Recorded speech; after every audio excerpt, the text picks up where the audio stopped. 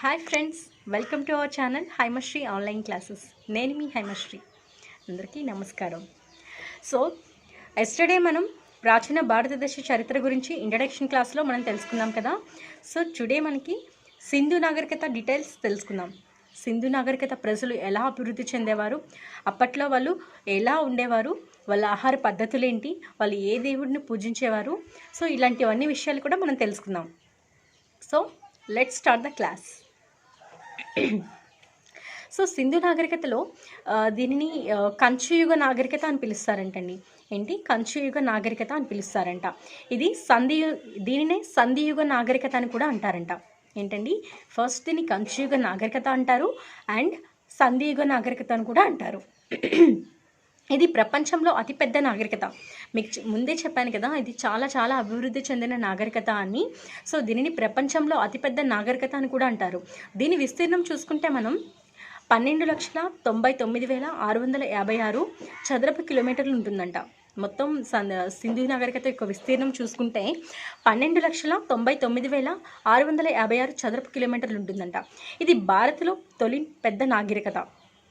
ఏంటండి, ఇది భారత్లో తొలి నాగరికత.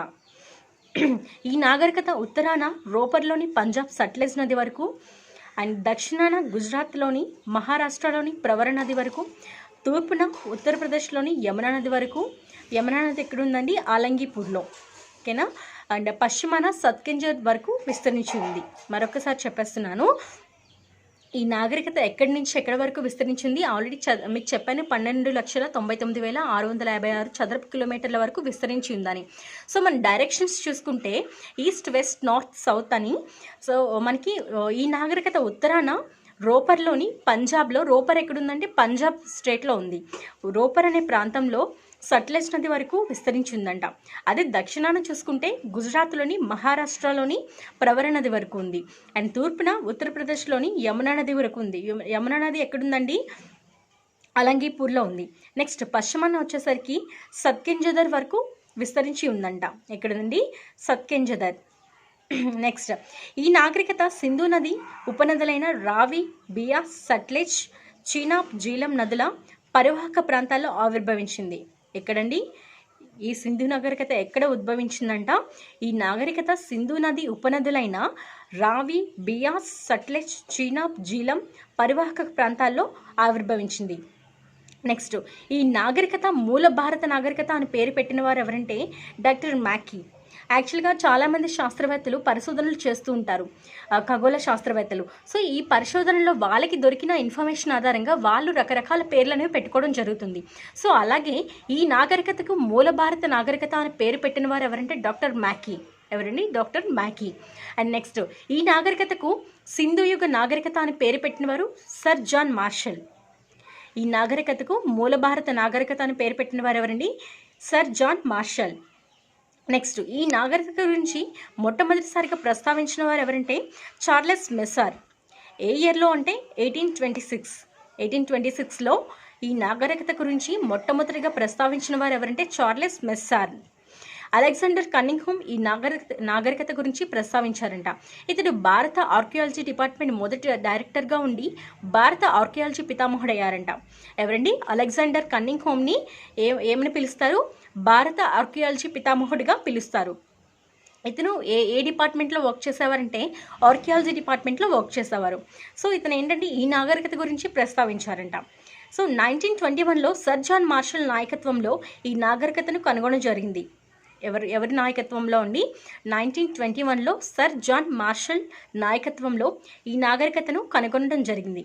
ఇతడి బిరుదు ఏంటంటే సింధు నాగరికత పితామహుడు. ఎందుకు ఇచ్చారండి ఈ బిరుదు అంటే 1921లో సర్ జాన్ మార్షల్ నాయకత్వంలో ఈ నాగరికతను కనుగొనడం జరిగింది కాబట్టి ఇతనికి ఈ బిరుదు అనేది ఇవ్వడం జరిగింది. ఏ బిరుదు అంటే సింధు నాగరికత పితామహుడు అని. ఏంటండి? సింధు నాగరికత పితామహుడు అనే బిరుదు ఇతనికి ఇవ్వడం జరిగింది. సింధు నాగరికత పితామహుడు ఎవరండి? Sir John martial. ఏ ఇయర్లో దీన్ని ప్రస్తావించారు అంటే 1921 ఇయర్. సో ఇయర్స్ చాలా బాగా గుర్తుపెట్టుకోవాలి మీరు. ఇంపార్టెంట్ బిట్స్ కూడా వచ్చే అవకాశం ఉంది మీకు. నెక్స్ట్ ఈ నాగరికత కాలం బీసీ 2500 టు 1750 వరకు ఉందంట. మీకు ముందు చెప్పానండి, ముందు క్లాసులో, ప్రీవియస్ క్లాసెస్లో నేను ఏ కాలం ఎక్కడెక్కడ వరకు ఉంది, BC, AD, before Christ and AD కూడా ఏ ఇయర్స్ వరకు విస్తరించి ఉందని చెప్పాను నేను. సో ఈ సింధు నాగరికత కాలం చూసుకుంటే మనకి బిఫోర్ క్రైస్ట్ బీసీ 2500 టు 1750 వరకు ఈ కాలం అనేది ఉందంట. Next C14 means carbon dating పద్ధతి అంటారు దీన్ని. C14 పద్ధతిని లిబ్బి కనుగొన్నారు. ఏ శాస్త్రవేత్త కనుగొన్నారండి? లిబ్బి. దీని ప్రకారం సింధు నాగరికత కాలం బీసీ 2600 టు 1800 వరకు సింధు నాగరికత నిర్మాతలు ద్రావిడ్లు అని చెప్పన్నారంట. అంటే చెప్పాను కదండి, ఒక్కొక్క శాస్త్రవేత్త ఒక్కొక్క విధంగా దీన్ని కనుగొనడం జరిగింది. సో ఈ C14 పద్ధతిని ఉపయోగించి C14 మీన్స్ కార్బన్ డేటింగ్ పద్ధతిని ఉపయోగించి లిబ్బి అనే శాస్త్రవేత్త కనుగొన్నారంట. ఏం కనుగొన్నారు అంటే సింధు నాగరికత కాలం 2500 టు 1750 కాదు, యాక్చువల్గా అయితే బీసీ 2600 టు 1800 వరకు అని చెప్పేసి ఇతను చెప్పడం జరిగింది. సింధు నాగరికత ప్రజలు నిర్మాతలు ద్రావిడ్లను కూడా చెప్పడం జరిగింది. ఏంటండి? ద్రావిడ్లను కూడా చెప్పడం జరిగింది. నెక్స్ట్ సింధు ప్రజల జన్మస్థానం గురించి మనం చూసుకుంటే బెలుచిస్తాన్ నుండి సింధు ప్రజలు వచ్చారని ఆచార్య రవిక్ పేర్కొన్నారంట అండి. నెక్స్ట్ ఈ ఆచార్య రవిక్ అనే శాస్త్రవేత్త బెలుచిస్తాన్ నుండి ఈ సింధు ప్రజలు వచ్చారని చెప్తే, ఇంకొక శాస్త్రవేత్త కాదు వీరు విదేశీయులు అని, వీరు మెసపోటేమియా నుంచి వచ్చారని చెప్పేసి ఇంకొక శాస్త్రవేత్త అన్నారంట. ఆ ఇంకో శాస్త్రవేత్త ఎవరంటే మ్యాక్స్ ముల్లర్ అన్నారంట. వీరు విదేశీయులు, వీళ్ళు మెసపోటేమియా నుంచి వచ్చారని చెప్పేసి మ్యాక్స్ ముల్లర్ పేర్కొన్నారు. అండ్ సింధు ప్రజలు స్వదేశీయులని, అంటే ఇక్కడ వారే అని, ఇండియా వాళ్ళే అని చెప్పేసి ఏజీ ఘోష్ గారు కనుగొన్నారు. ఏజీ ఘోష్ గారు వీళ్ళు స్వదేశీయులే అని, విదేశీయులు కాదని చెప్పేసి కనుగొన్నారు. అలా రకరకాల స్టేట్మెంట్స్ ఇస్తూ వచ్చారు. సో చరిత్ర కాబట్టి మనం దీన్ని డిసైడ్ చేయలేము. సో అప్పట్లో మల్టిపుల్ ప్లేసెస్లో ఉండేవారు. ఎక్కడంటే మల్టిపుల్ ప్లేసెస్. సో మీకు ఆల్రెడీ చెప్పాను, మెహర్గఢ్ అని ఊరుంది. అది ఏంటంటే ఇప్పటి వరకు మనకి అది భారత ఉపఖండంలో ఉండేది. ఇప్పుడు ఏంటంటే అది పాకిస్తాన్కి వెళ్ళిపోయింది. ఎందుకంటే మనకి ప్లేసెస్ అనేది డివైడ్ చేసినప్పుడు ఒక్కొక్క ప్రాంతం అనేది ఒక్కొక్క కంట్రీకి వెళ్ళిపోవడం జరుగుతుంది. సో ఇప్పటికీ మీకు కరెంట్ అఫైర్స్లో మీరు చూసుకుంటే కాలాపాని, లిప్లేక్ అనే ప్రాంతాలు నేపాల్ వాళ్ళు అని చెప్పేసి వాళ్ళు అంటున్నారు. ఒక భౌగోళిక పటం కూడా వాళ్ళు రిలీజ్ చేశారు, ఇవి మావి అని చెప్పేసి. సో మనం ఏమంటున్నాం అంటే ఇవి వాళ్ళవి కాదు, మన దాంట్లో ఉన్నాయని చెప్పి మనం అనుకుంటున్నాం. సో ఇలా డిఫరెంట్ ప్లేసెస్ గురించి డిస్కషన్ అనేది జరుగుతుందండి. అలాగే ఇక్కడ వాళ్ళు కూడా వీళ్ళు ఇక్కడ వాళ్ళు కాదు, అక్కడ వాళ్ళు స్వదేశీయులు అని చెప్పేసి ఏజీ ఘోష్ గారు అంటే, వాళ్ళు విదేశీయులు అని చెప్పేసి మ్యాక్స్ ముల్లర్ అంటున్నారు. లేదు వీళ్ళు బెలుచిస్తాన్ నుండి వచ్చారని చెప్పేసి ఆచార్య రవిక్ పేర్కొంటున్నారు. సో ఇలా రకరకాల స్టేట్మెంట్స్ అనేవి ఇస్తూ ఉన్నారండి. వచ్చేసి హరప్ప. ఇది రావి నది ఒడ్డున పాకిస్తాన్లోని మాంట్గోమరీ జిల్లాలో ఉంది. ఎక్కడండి ఇది రావి నది ఒడ్డున పాకిస్తాన్లోని మాంట్గోమరీ జిల్లాలో ఉంది. ఇక్కడ దయారాం సహాని పరిశోధనలు చేశారు. ఎవరండి? ఏ శాస్త్రవేత్త పరిశోధనలు చేస్తారు? దయారాం సహాని. ఒక్కొక్క ప్లేస్కి ఒక్కొక్క శాస్త్రవేత్త పరిశోధనలు చేయడం జరిగింది. సో మీరు ఇంపార్టెంట్ పాయింట్స్ ఒక టేబుల్లో ఫామ్ చేసుకోండి. ఒక ప్లేస్ అండ్ దాన్ని పరిశోధన చేసిన శాస్త్రవేత్త, అక్కడ ఏమేమి కనుగొన్నారు, అవన్నీ కూడా మీరు అక్కడ ఏమేమి ఇంపార్టెన్స్ ఉంది, ఆ ప్లేస్కి ఇంపార్టెన్స్ ఏంటి, ఇవన్నీ కూడా మీరు నోట్ చేసుకుంటే మీకు ఈజీగా ఉంటుంది. సో నేను చెప్తుంటానండి, మీరు పెన్తో నోట్ చేసుకోండి. నెక్స్ట్ హరప్ప గురించి మనం తెలుసుకుంటున్నాం కదా. సో ఇక్కడ దయారాం సహాని పరిశోధనలు చేశారు.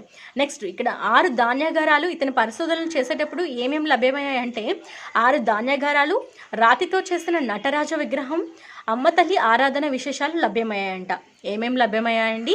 6 ధాన్యాగారాలు, రాతితో చేసిన నటరాజ విగ్రహం అండ్ అమ్మ తల్లి ఆరాధన విశేషాలు లభ్యమయ్యాయంట. సో దీనికి ఇక్కడ ఇంపార్టెన్స్ అనమాట, ఏమేమి లభ్యమయ్యాయన్నది. సింధు నాగరికతలో లభ్యమైన మొదటి నగరం ఇది.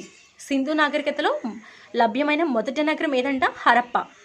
సో నెక్స్ట్ ఇది ధాన్యాగారాల నగరం. దీన్ని ఏమని పిలుస్తారు అంటే హరప్పని ధాన్యాగారాల నగరం అని పిలుస్తారు. హరప్పలో కంచు ఎడ్లబండి, చెక్క శవపేటిక, హెచ్చాకారంలో శ్మశాన వాటిక, కుమరచక్రం మొదలగునవి కూడా లభ్యమయ్యాయంట. సో నటరాజ విగ్రహం, అమ్మతల్లి ఆరాధన విశేషాలతో పాటు హరప్పలో కంచు ఎడ్లబండి, శవపేటిక, అంటే ఆ టైంలో శవపేటికలు కూడా ఉండేవండి. నెక్స్ట్ ఎడ్ల బండిని కూడా తయారు చేసుకునేవారు. చక్రాన్ని కూడా మొట్టమొదటి ఆవిష్కరణ చక్రం అని చెప్పాను కదా మీకు, మానవుడి మొట్టమొదటి ఆవిష్కరణ.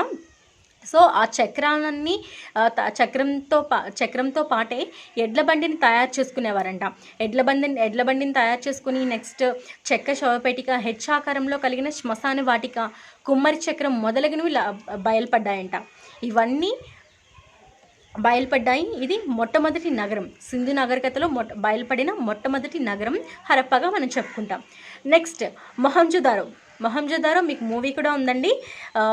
నెక్స్ట్ దీన్ని ఏమంటారంటే సింధు నది, ఇది ఎక్కడుందంటే ఇది సింధు నది ఒడ్డిన పాకిస్తాన్లోని లార్కానా జిల్లాలో ఉంది.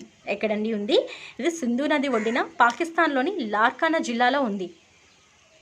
ఇది ఇక్కడ ఆర్డి బెనర్జీ పరిశోధనలు చేశారు. హరప్పాలో ఎవరు చేశారు అంటే దయారాం సహాని. మొహంజోదారోలో ఎవరు చేశారండి? ఆర్డి బెనర్జీ ఇక్కడ పరిశోధనలు జరిపారు.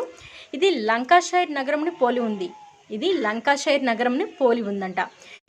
సింధ్ భాషలో మొహంజోదారో అనగా మృతుల దిబ్బ అనే అర్థం. ఏంటండి? మృతుల దిబ్బ అనే అర్థం.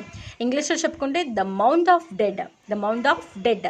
ఇక్కడ పొరలుగా శవాలు లభ్యమయ్యాయంట. దీనికి పేరు ఎందుకు పెట్టారంటే, మొహంజోదారోకి మృతుల దిబ్బ అని పేరు ఎందుకు పెట్టారంటే మీకు నెక్స్ట్ సెంటెన్స్లోనే మీకు అర్థమైపోతుంది. ఇక్కడ పొరలుగా శవాలు అనేవి లభ్యమయ్యాయంట. సో పొరలుగా లభ్యమవ్వడం వల్ల వీటికి శవాల దిబ్బ, మృతుల దిబ్బ అని చెప్పి పేరు పెట్టారంట. నెక్స్ట్ 7 పొరలుగా ఈ నాగరికత బయటపడింది. ఈ నాగరికత ఎలా బయటపడిందండి? 7 పొరలుగా ఈ నాగరికత అనేది బయటపడడం జరిగింది. పై పొర తగలబడిన ఆధారాలు కలిగి ఉంది. ఏంటండి? పై పొర తగలబడిన ఆధారాలను కలిగి ఉంది. నెక్స్ట్ ఈ నగరాన్ని ఇంద్రుడు తగలబెట్టాడని కొంతమంది భావిస్తున్నారంట. ఈ నగరాన్ని ఇంద్రుడు తగలబెట్టాడని కొంతమంది భావిస్తే ఇక్కడ మహాస్నానవాటిక బయలుపడింది. మీకు చెప్పాను ఇప్పటికన్నా చాలా అభివృద్ధి చెందిన నాగరికత అని చెప్పాను సింధు నాగరికత. మహాస్నానవాటికలు కూడా అక్కడ ఉన్నాయంట. సో నెక్స్ట్ దీనిని అడుగు భాగం జిప్సం మరియు బిటిమస్లతో తయారు చేయడం వల్ల నాచు పట్టలేదు. సో ఎన్నో సంవత్సరాలు గడిచిపోయింది ఈ సింధు నాగరికత అంతరించి. కానీ పరిశోధనలు చేసినప్పుడు ఈ వాష్రూమ్స్ కానీ లేదంటే నెక్స్ట్ ఈ స్నానవాటికలు కానీ మన ఇల్లులు కానీ ఏమైనా మనం అబ్జర్వ్ చేస్తే అసలు నాచు కూడా పట్టలేదంటే. యాక్చువల్గా మనం కొన్ని రోజులు ఒక ప్లేస్ని వదిలేస్తే, వాటర్తో వదిలేస్తే భూమిలో ఏదైనా కప్పి పడిపోయింది అనుకోండి, మీకు వాటర్ అనేది భూమిలో ఉంటుంది కాబట్టి ఆటోమేటిక్గా నాచు అనేది పట్టడం జరుగుతుంది.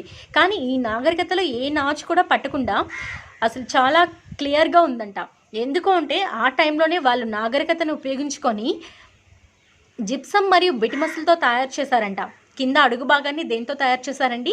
జిప్సం మరియు బిటిమస్లతో తయారు చేయడం వల్ల ఈ అడుగు భాగం అనేది నాచు పట్టలేదు.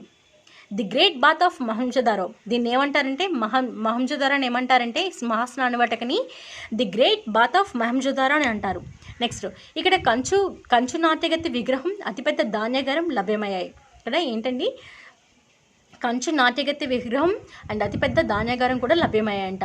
ఇక్కడ స్టియోటైట్తో తయారు చేసిన పశుపతి ముద్రిక కూడా లభ్యమైంది. స్టియోటైట్తో చేసిన పశుపతి ముద్రిక, పశుపతి అంటే ఎవరండి? శివుడు ముద్రిక కూడా లభ్యమైంది. దీనిలో ఏనుగు, ఖడ్గమృహము అండ్ దున్నపోతు, పులి, 2 జింకలు చుట్టూ ఉండగా ఒక వ్యక్తి తపస్సు చేస్తున్నట్టు ఉందంట. ఇక్కడ ఒక ముద్రిక అంటే ఒక చిన్న విగ్రహం లాంటిది లభ్యమైందంట. ఇందులో ఎలా ఉందంటే విగ్రహం కాదు, ఒక అప్పుడు శాసనాలు ముద్రించే వరకు ఒక రూపాయి బిళ్ళ మీద మనకి ముద్ర ఉంటుంది కదండి, అలాంటి ముద్ర ఒకటి లభ్యమైందంట. సో ఆ ముద్ర ఎలా ఉందంటే మధ్యలో ఒక వ్యక్తి కూర్చొని తపస్సు చేస్తున్నట్టు, చుట్టూ కూడా ఏనుగు, ఖడ్గమృగము, దున్నపోతు, పులి, 2 జింకలు చుట్టూ ఉన్నట్టు ఉందంట. సో ఆ టైంలో వాళ్ళు పశుపతిని కూడా ఆరాధించే వాళ్ళంట. పశుపతి ఎవరంటే మన శివుడు. నెక్స్ట్ మొహంజోదారోను ప్రస్తుతం నక్లిస్తాన్ లేదా సింధు తోట అని అంటారు. ఏమంటారండి? ప్రస్తుతం మొహంజోదారోని నక్లిస్తాన్ లేదా సింధు తోట అంటారు. ఇది అతిపెద్ద సింధు నగరం. దీన్ని అతిపెద్ద సింధు నగరంగా కూడా భావిస్తారు. నెక్స్ట్ సింధు నాగరికతలో 3వ ప్లేస్ ఏంటి? చాన్హుదారో. ఏంటండి? చాన్హుదారో ఎక్కడుందంటే ఇది సింధు నది ఒడ్డిన పాకిస్తాన్లోని సింధు ప్రాంతంలో ఉందంట. సింధు నది ఒడ్డిన పాకిస్తాన్లోని సింధు ప్రాంతంలో ఉంది. ఇది 3 సార్లు వరదలకు గురైంది. మీకు బిట్టిస్తారండి కంపల్సరిగా. సింధు నాగరికతలో ఎక్కువ సార్లు వరదలకు గురైన ప్రాంతం ఏది అని ఇస్తారు. సో ఏదండి వరదలకు గురైన ప్రాంతం ఏంటంటే చాన్హుదారో. ఎక్కువసార్లు వరదలకు గురైన ప్రాంతం చాన్హుదారో. సో ఇది ఎక్కడుందంట? సింధు నది ఒడ్డున పాకిస్తాన్లోని సింధు ప్రాంతంలో ఉంది. ఇక్కడ త్రవ్వకాలలో పూసలు బయటపడటంతో దీనిని కళాకారుల నగరం అని కూడా అన్నారంట. ఇక్కడ త్రవ్వకాలలో పూసలు బయటపడటంతో దీన్ని కళాకారుల నగరం అన్నారు. కోటలు లేని ఏకైక నగరంగా కూడా దీన్ని చెప్పుకుంటారు. ఇక్కడ లిప్స్టిక్ కూడా బయటపడింది, ఇక్కడ సిరాబుడ్డి దొరికింది, పిల్లి కాలు అడుగులు ఆనవాళ్ళు కూడా దొరికాయంట.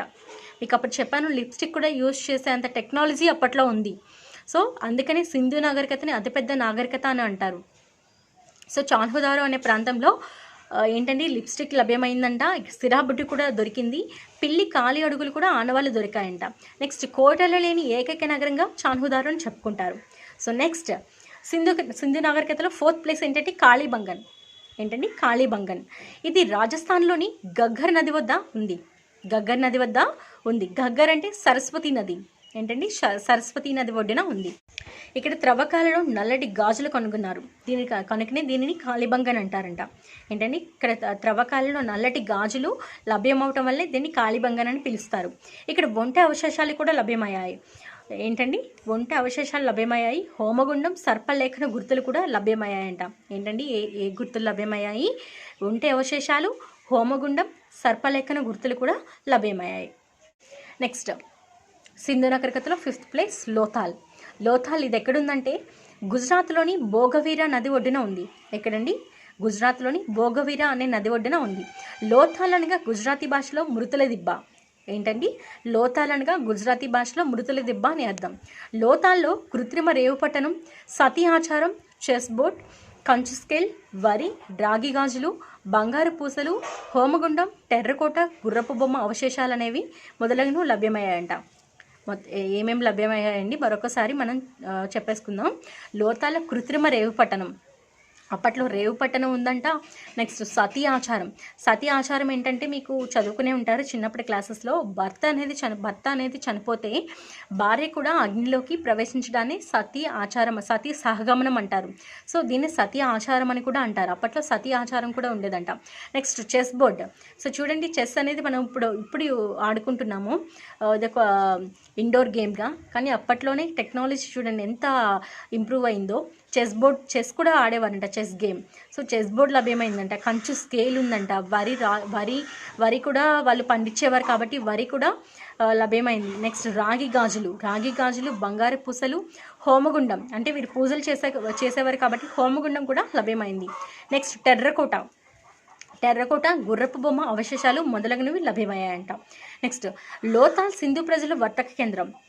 లోథాల్ అనేది సింధు ప్రజల వర్తక కేంద్రం. అప్పుడు వర్తక వ్యాపారాలు అనేవి జరిగేవండి. సో వేరే ప్రదేశం వారు మన ప్రదేశానికి వచ్చి కొనుగోలు చేయటం and import and export businesses అంటారు వీటిని. సో ఇలాగా అప్పుడే వర్తక వ్యాపారాలు అనేవి జరిగేవంట. సో లోథాల్ అనేది సింధు ప్రజల వర్తక కేంద్రంగా ఉండేదంట. నెక్స్ట్ సూర్కటోడా. నెక్స్ట్ ప్లేస్ ఏంటండి? సూర్కటోడా. ఇది గుజరాత్లో ఒక ప్లేస్. ఇది గుజరాత్లోనే ఉంది. ఇది క్షీణిస్తున్న సింధు నాగరికత కాలంలో ఇది ఆవిర్భవించిందంట. క్షీణిస్తున్న సింధు అంటే అంతరించిపోతున్న సింధు నాగరికతలో ఈ ప్లేస్ అనేది లభ్యమైందంట. ఇక్కడ కుండలో మృతదేహాలు లభ్యమయ్యాయి. కుండలో మృతదేహాలు అనేవి లభ్యమయ్యాయంట. ఇక్కడ గుర్రం అవశేషాలు కూడా లభ్యమయ్యాయి. కానీ సింధు ప్రజలకి గుర్రం తెలియదు. యాక్చువల్గా సింధు ప్రజలకి గుర్రం తెలియదని కొంతమంది అంటున్నారు, కానీ గుర్రపు అవశేషాలు అక్కడ లభ్యమయ్యాయి. అది ఎందుకో నేను నెక్స్ట్ మీకు క్లాస్లో మీకు ఎక్స్ప్లెయిన్ చేస్తాను, గుర్రం ఎందుకు లభ్యమైందో. నెక్స్ట్ ప్లేస్ ఏంటంటే డోలవీరా. ఇది గుజరాత్లో ఉంది. ఇక్కడ స్త్రీల అలంకరణ సామాగ్రి లభ్యమైంది. ఇక్కడ స్త్రీల అలంకరణ సామాగ్రి అనేది లభ్యమైంది. సింధు ప్రజలైన ద్రావిడులు ఇక్కడ ఒక రిజర్వాయర్ని నిర్మించారు. ఇక్కడ ఒక రిజర్వాయర్ని నిర్మించారు. ఆనకట్ట నిర్మించిన మొట్టమొదటి ప్రజలు ద్రావిడులు. ఎవరండి? ఆనకట్ట నిర్మించిన మొట్టమొదటి ప్రజలు ద్రావిడులు. హర్యానాలోని బన్వాలి ఇష్టానుసారంగా నిర్మించబడిన నగరం. ఇది వృత్తాకారంలో నిర్మించబడిందంట. వృత్తాకారం అంటే రౌండ్ షేప్లో ఇది నిర్మించబడింది. పంజాబ్లోని రోపర్, ఉత్తరప్రదేశ్లోని అలంగీపూర్, గుజరాత్లోని రంగాపూర్ వద్ద ఈ సింధు విశేషాలు అనేవి లభ్యమయ్యాయంట. ఎక్కడెక్కడండి? పంజాబ్లోని రోపర్, ఉత్తరప్రదేశ్లోని అలంగీపూర్, నెక్స్ట్ గుజరాత్లోని రంగాపూర్ వద్ద ఈ విశేషాలు అనేవి లభ్యమయ్యాయి. పంజాబ్లోని రోపర్లో కుక్క అతని యజమాని శవాలు సమాధిలో లభ్యమయ్యాయి. మీకు ఆల్రెడీ ముందు క్లాస్లోనే చెప్పాను. మానవుడు మచ్చిక చేసుకున్న ఏకైక మొట్టమొదటి జంతువు ఏంటండి? కుక్క. సో కుక్క అతని యజమాని శవాలు ఈ రోపర్ నగరంలో లభ్యమయ్యాయంట. నెక్స్ట్, వీళ్ళ జీవన విధానం ఎలా ఉండేది, వీళ్ళు వ్యవసాయం ఎలా చేసేవారు, వ్యాపారాలు ఎలా చేసేవారు, అండ్ వీళ్ళ విజ్ఞానం ఎలా అభివృద్ధి చేసుకున్నారు, నెక్స్ట్ ఈ సింధు నాగరికత ఎలా అంతరించిందనేది నెక్స్ట్ క్లాస్లో మనం చూసుకుందాం. అంతవరకు సెలవు, నమస్కారం.